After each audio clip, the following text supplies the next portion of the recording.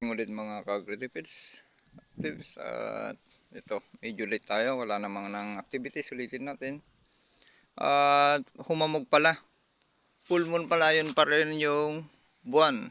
Ayan, humamog, ibig sabihin yan ay maganda naman at malakas ang sikat ng araw mamaya at mukhang wala naman na yung bagyo, hindi nagtuloy, ay napakainam. At ito yung may dudulot niyan sa inyong palayan, kung hindi sobra sa yung hamog ay maganda, mayroon tayong libreng foliar. Pero kung nagsosobra kayo ay dahilan yan para magkasakit din yung inyong palay kung sobra sa nitrogen at magkaka-full smooth. Yan yung iniiwasan natin. Kaya sa wet season ay napaka-critical po yan na lagay kayo ng lagay ng nitrogen, ay lalambot yung palay at tatamaan ng sakit gaya ng bacterial leaf streak at bacterial leaf blight. Okay, sa atin nga tinatamaan yung pinakagilid.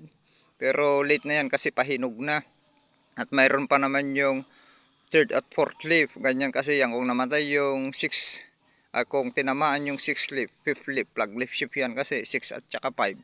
Meron pa reserva yung 4th leaf. Kaya napaka-importante na mula simula ay walang sakit yung inyong palay. Sa standing crop natin, kung hindi lang sana tayo nasa lubungan ng 2 beses, yan sa tinipid na protocol 70%, halos 70% yan, more or less 70% na pag-reduce ng inputs. Yung mga linalagay natin dyan na mga lason-lason ay at abono, yan yung mga inputs po na sinasabi po natin ay or foliar, ganyan, o organic, mga linalagay pa natin yan. Yun yung mga inputs po, kung ano yung mga linalabas po nyo, binibili na ilalagay sa palay. Okay, hindi po yan kasali yung mga labor or porsyento at upa, pamerienda, hindi po yan kasali sa competition po natin. Sa standing crop natin, ayan itong isang pinilak ito sa SL8H noon, pero dry season yun. Ito may area na lang na kuan ito 1,000 kasi ito hanggang doon. Medyo mas manipis ito banda kaysa dyan, malapad dyan. Ay 1,000.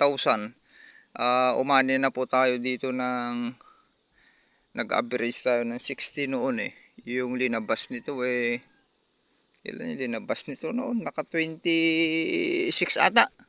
Kaban. Plus yung average, yun yung tinatansya-tansya natin noon na ang lakas. Talaga yung SL na yun. Kaya ito standing crop na to, ang kapal.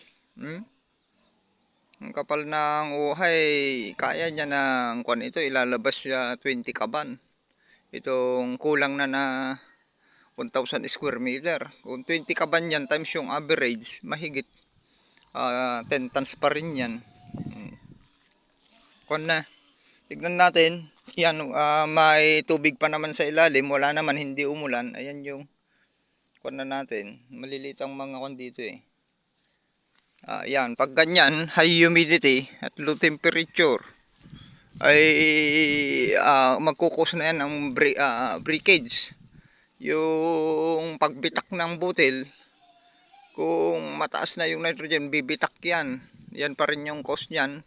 Pag bumitak ay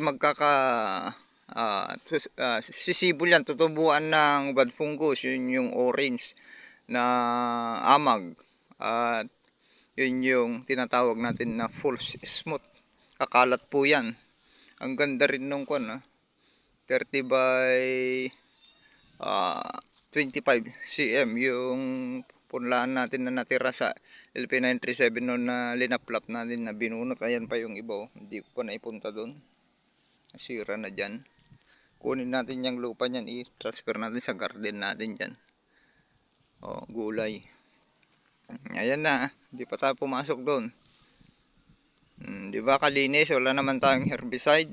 At malaking kabawasan po yan, damo sa inyong palayan kung hindi nyo po yan nakontrol. Okay, tignan nyo linalatag na natin yan. Okay, pang lifetime. Yung linalatag kong protocol sa inyo, yung ginagawa natin pang lifetime.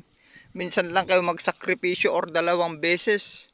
Sundan nyo na lang yan, pang lifetime yan, hindi pang short term. napaulit-ulit pa kay lalo yung sarili nyo sa kahan, hindi sanla, ay napakainam na iganyan nyo para pang lifetime.